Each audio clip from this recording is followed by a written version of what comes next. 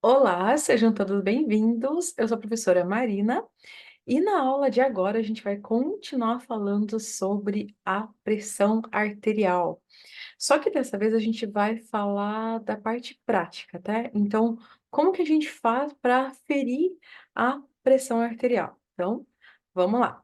Então, assim, lembrando que a pressão arterial é a pressão que a gente vai aferir da artéria braquial, tá?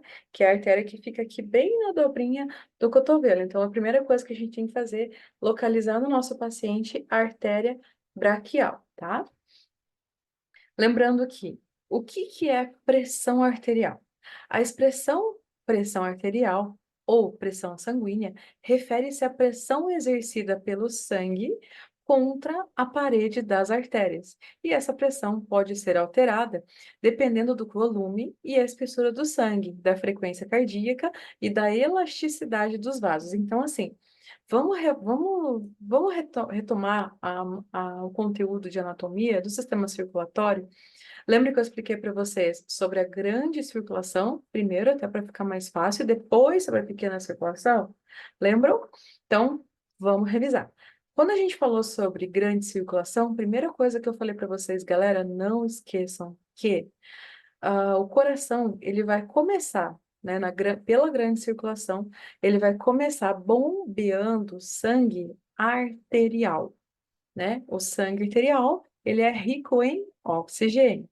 Então, o coração, ele vai começar, para realizar a grande circulação, ele está aqui no meio do nosso corpo, né? Na região do peitoral, um pouquinho mais inclinado do lado esquerdo, e ele precisa ter uma força de bombeamento do sangue para todas as extremidades. Só que para essa força ser gerada, certo?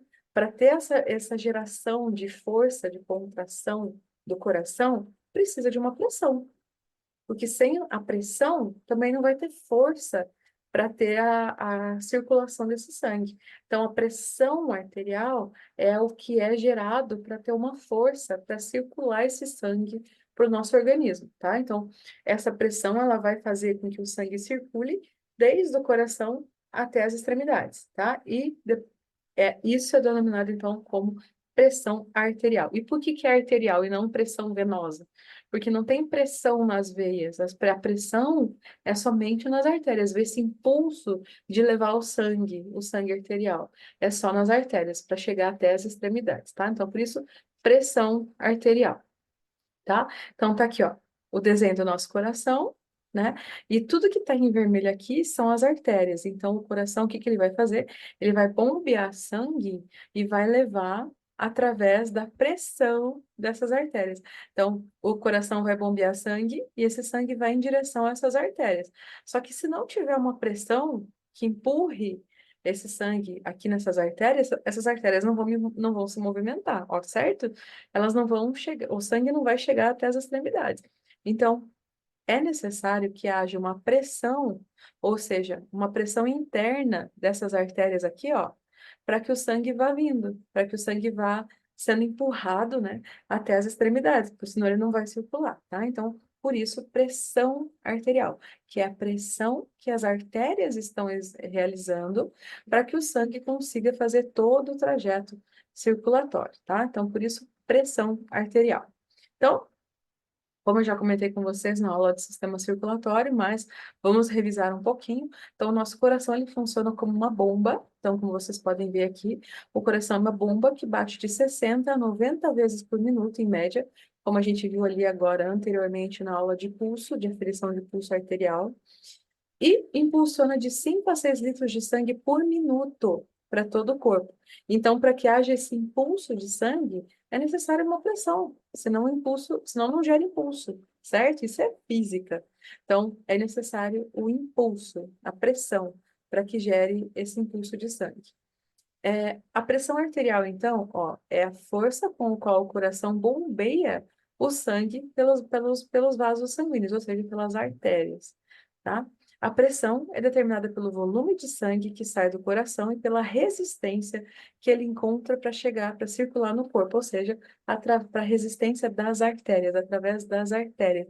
Por isso que quando a gente vai aferir pressão arterial, se a pressão arterial, a gente não vai colocar o esteto no coração do paciente, né? Então a gente só vai posicionar o esteto no estetoscópio, né? Que eu já vou mostrar para vocês, que é um dos instrumentos que a gente utiliza, né? Ó, aqui, tá? Esse é o estetoscópio.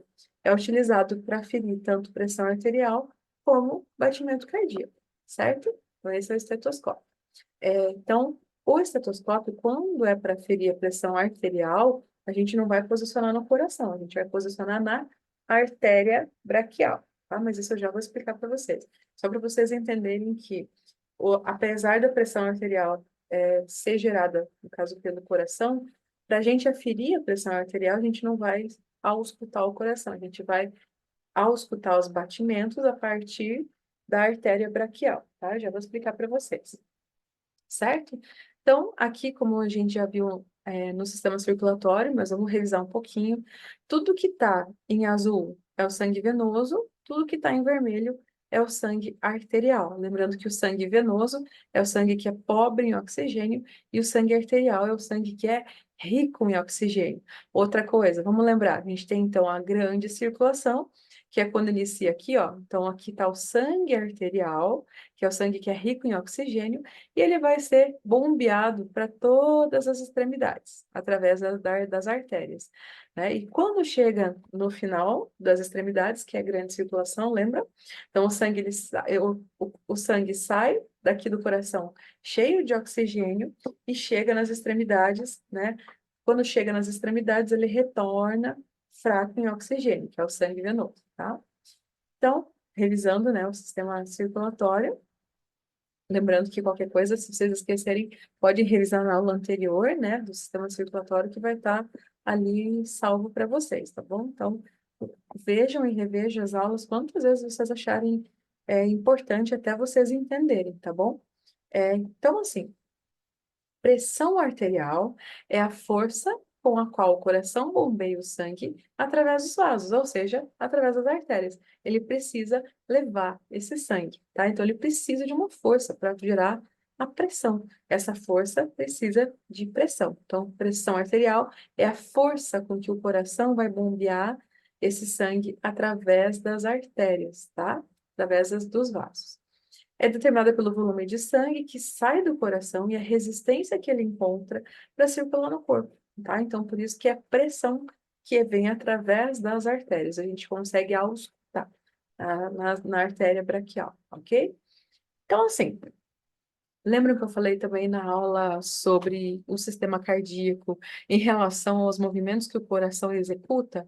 Então, novamente, o coração, ele é uma bomba que precisa bombear sangue para todas as extremidades, né? Então, ele está aqui no centro do corpo e esse sangue precisa chegar lá nas extremidades dos dedos do pé, aqui na região da cabeça, o coração tem que ser bombeado por todas essas regiões.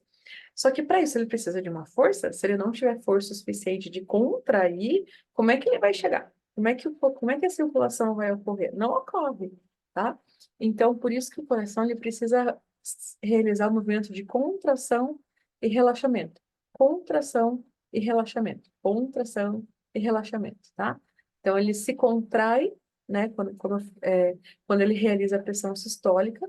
Então, novamente, para vocês não esquecerem, para ficar mais fácil para vocês lembrarem, façam o seguinte: apertem bem as mãos de vocês, realizem, executem uma força e olhem ali a imagem do coração se contraindo quando ele está fazendo a pressão sistólica, tá? Então, quando o coração está realizando a contração, quando ele está se contraindo, ele está realizando o que a gente chama de pressão sistólica, tá? Vocês concordam comigo que quando vocês fecham a mão e executam um grau de força, vocês têm muito mais, no caso, né, é executada uma pressão muito maior do que quando a gente relaxa a mão. Então, tentem soltar a mão, né? Deixa a mão bem soltinha, relaxa e aperta de novo. É exatamente isso que acontece com o nosso coração. Então, assim, quando a gente aperta a nossa mão, Vocês concordam comigo que, ó, nossa mão tá fechada, nosso punho tá fechado, então, anatomicamente, ele parece tá menor, né? Porque tá contraído. Então, a gente tá usando flexão aqui dos dedos, então a gente tá contraindo a musculatura aqui das nossas mãos. Só que a gente tá gerando uma força, né, de preensão muito maior, né, do que quando a gente relaxa. É exatamente isso que acontece com o nosso coração. Então, assim, como vocês concordam comigo, né? Quando a gente está com as mãos fechadas, a gente está executando uma força de contração muito maior do que quando a gente relaxa as mãos. E é exatamente isso que acontece com o nosso coração. Por isso que o movimento de contração do nosso coração, ele executa uma força maior do que o movimento de relaxamento. Lembrando que ali, como vocês podem ver, o movimento de contração do coração é denominado como sístole. E o movimento de relaxamento do coração, quando ele relaxa, é denominado como diástole. Por que que é importante vocês nunca mais esquecerem disso? Ó, quando a gente fala de pressão sistólica, é a pressão que está sendo executada naquele momento que o coração está se contraindo. A pressão. E pressão diastólica é a pressão que é executada quando o coração só está recebendo novamente aquele sangue venoso, tá? Lembra, o coração ele vai bombear sangue arterial. Quando ele bombeia sangue arterial, ele está no movimento de sístole, que ele necessita de muita força para que esse sangue seja bombeado. Quando esse sangue retorna como sangue venoso, ele está no processo de diástole, ele está só relaxando, só recebendo sangue, só de boa. Então, ele já está com uma pressão, ele não precisa executar força. Se ele só está recebendo, então ele não precisa executar força. O que que eu quero dizer com isso? Por isso que existe a pressão sistólica, que é o famoso termo, né, que é falado. Ah, tá com a pressão 12 por 8, tá? Então, o 12 é a força sistólica e o 8 é o relaxamento, que é a diástole, né? Então, eu digo 12, eu disse 12 por 8, mas tecnicamente a gente nunca pode falar isso. Então, a gente sempre vai falar 120 por 80, tá? Então, quando a gente está no valor 120, sempre vai ser maior a pressão sistólica do que a diastólica, certo? Por isso que vocês nunca vão encontrar um paciente que vai estar na pressão 80 por 120, não, é impossível, tá? Mesmo que o paciente já esteja indo a óbito, ele não vai estar com o valor da pressão sistólica, nunca vai estar maior do que a diastólica. O que pode acontecer, infelizmente, é das duas pressões estarem praticamente no mesmo nível, o que leva o paciente a ter uma parada. Porque o que que ele vai ter uma parada? Pensem comigo, como que esse coração vai bombear se ele não está tendo força, certo? Se ele não está contraindo, se ele não está tendo pressão sistólica, se está igual a diastólica, é sinal que ele não está tendo força. Está insuficiente. Essa força está tendo uma insuficiência ou uma parada, tá? Então, por isso que o valor da pressão arterial, então, ó, de novo, o movimento de sístole é a contração. Se é uma contração, vai ter uma força maior, né? Então, a pressão sistólica sempre vai ser maior do que a do que a pressão diastólica. Pressão diastólica é só a pressão do sangue que está sendo recebido novamente, que é o sangue venoso. Então, por isso que é uma pressão mais baixinha. Então, sempre tem que ser um pouco menor, mas não tanto também, tá, pessoal? Um pouco menor do que a pressão sistólica, tá? Então, pressão sistólica, pressão diastólica. 120 de pressão sistólica por 80, que é pressão diastólica, ok? Então, só para vocês entenderem. Então, quando o coração se contrai para bombear o sangue para o resto do corpo, como eu já comentei, é chamado então de pressão arterial sistólica, tá? Então, sistólica, coração se contrai. Essa aqui, pressão sistólica, tá? E pressão diastólica é quando o coração se encontra na fase de relaxamento, que só está recebendo de boas o sangue venoso, novamente, né? O sangue que é sem oxigênio. Então, pressão sistólica, ela está super forte, né? E ela precisa de força para enviar o sangue arterial. Pressão diastólica, tá ali relaxadinho, o coração de boa, só recebendo sangue venoso novamente, ok? Para enviar para os pulmões. Lembrando que os pulmões que vão promover novamente a oxigenação dessa pressão, tá? Desse sangue. beleza? Então, vamos lá. A pressão arterial é transcrita, né, com o valor da pressão sistólica, que é de contração, seguido por uma barra, e o valor da pressão diastólica de relaxamento. Por exemplo, 120 por 80, tá? Milímetros de mercúrio. Lê-se 120 por 80. Então, como eu comentei com vocês, popularmente, às vezes na correria, no dia a dia, a gente acaba falando 12 por 8, que é o termo popular. Mas, tecnicamente, a gente sempre vai falar no ambiente de trabalho, no ambiente hospitalar, né, em clínicas e tudo mais, 120 por 80. Quando for para anotar a evolução de enfermagem, coloca lá 120 por 80, tá?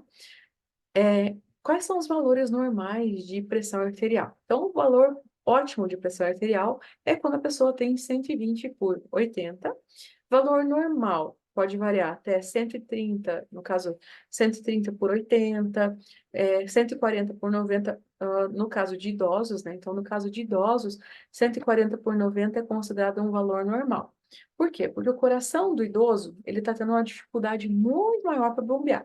Se ele está tendo uma dificuldade maior para ser bombeado, ele precisa de uma pressão maior, tá? Então, é, no caso dos idosos, a 14 por 9, ou seja, 140 por 9, ainda é considerado um valor normal, tá?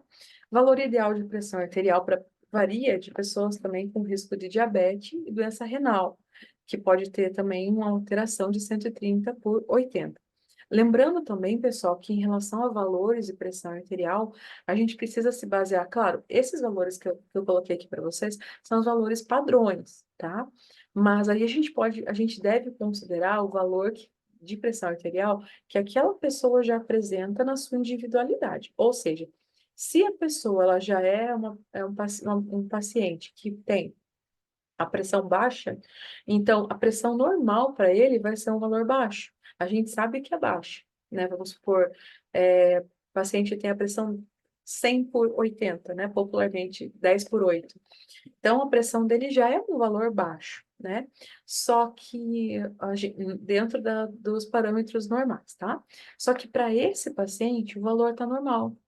Então, a gente não pode se basear, nesses casos, somente por parâmetro, pelo parâmetro padrão. Então, por exemplo, o paciente que tem a pressão 100 por 80, ou seja, 10 por 8, é um paciente que, quando apresenta a pressão 13 por 8, está altíssimo, né? Ele, às vezes, até no 12 por 8, ele já está tendo sintomas de hipertensão arterial, tá? Porque o organismo dele não tem uma resistência para aquele tipo, para aquela pressão que seja um pouco maior do que 10, 11 no máximo, tá? Então, para ele, já está gerando uma pressão alta, ok? Mesma coisa para a pessoa que já é hipertensa, como eu citei o caso do idoso, o idoso, a partir dos 70 anos, ele já tem uma resistência maior para a pressão arterial. Então, os idosos, geralmente a partir de 70 anos, não é regra também, não é que todos os idosos vão ter a pressão 14 por 9, ou seja, 140 por 90. Mas, por causa do envelhecimento, acaba sendo normal muitos idosos apresentarem a pressão um pouquinho mais alterada. Então, no caso dos idosos, a gente também, se ele já apresenta a pressão 140 por 90 no dia a dia, a gente também deve considerar como esse sendo o valor normal para aquele idoso, tá bom? Então, esses são dois exemplos, só para vocês entenderem que a gente, sim, a gente se baseia pelos parâmetros padrões, que são esses que eu coloquei para vocês, mas a gente também deve avaliar a individualidade de cada um dos pacientes, para saber a pressão que é normal para ele, tá bom? Então, é importante ter esses dois parâmetros, o padrão e o particular de cada paciente. Então, aqui, novamente, né, então eu coloquei para vocês o desenho do coração. Então, quando o coração realiza o movimento de sístole, que é a contração, então, a sístole, a pressão alta, né, então o valor mais alto da pressão arterial, tá? Então, o número maior da pressão arterial é a pressão sistólica, que é o 12, porque exige uma força de contração. Se está fazendo força, é claro que vai ser um número maior. Então, 12, né, ou 120 por 80, que é aqui quando ocorre a diástole, ou seja, o relaxamento do coração. Então, quando o coração está relaxado, a pressão diminui. Quando o coração está contraído, ó, como vocês podem ver, nunca esqueça, qualquer dúvida que vocês tiverem, sempre aperte a mão, daí vocês vão lembrar que a pressão arterial, né, a pressão alta é a contração e a mais baixa é o relaxamento. sístole, diástole. Pressão sistólica, pressão diastólica, tá? Então, esse é o conceito geral. E lembrando, né, que como eu já comentei com vocês, quando a pressão, se a pessoa apresenta uma pressão abaixo de 100, né, de 100 por 80, ela já é considerada uma pessoa hipotensa, que é abaixo. E se a pessoa já tem uma pressão acima de 130, né, que como eu coloquei ali 140 por 90, então ela já pode ser considerada uma pessoa hipertensa. Só que assim, outra coisa importante. Como que o médico vai estabelecer o diagnóstico de um paciente hipertenso? Será que é pelo simples fato dele chegar na consulta com a pressão 140 por 90? Não, porque várias questões podem dar alteração de pressão arterial, né? Exercício físico, às vezes o paciente chega correndo, ansiedade. A ansiedade é muito comum, o paciente está extremamente ansioso durante a consulta. É claro que a pressão vai aumentar, né? Então, por isso que é importante deixar o paciente relaxar, aferir antes, mas esperar ele relaxar um pouquinho, aferir de novo. Se depois de alguns minutos, né, que ele já estiver relaxado no final da sessão, a pressão ainda estiver alta, bom, aí sim ele pode ser um paciente hipertenso. Mas para ser diagnosticado, ele precisa de um acompanhamento diário, constante. Por isso que é importante ir na unidade de saúde, porque na unidade de saúde, então, vocês podem realizar aferição de pressão arterial gratuita e constatar, caso seja diagnosticado como hipertenso, já fazendo parte do grupo de hipertensos da unidade de saúde, tá? Então, super importante estar atento com esses detalhes também. Hipotensão também é a mesma coisa. Então, se a pessoa ela repara que ela tem muito cansaço durante o dia, que ela não consegue trabalhar, principalmente em dias que estão muito quentes, né? Ela sente muito cansaço, muito sono. Então, é importante também ver, porque assim como a hipertensão é perigosa, a hipotensão também, porque pode gerar uma parada, alguma alteração também em relação à, à capacidade do coração, tá? Uma insuficiência. Então, tudo isso tem que ser verificado, tanto a pressão alta como a pressão baixa. Então, as duas coisas a gente precisa tomar cuidado, tá bom?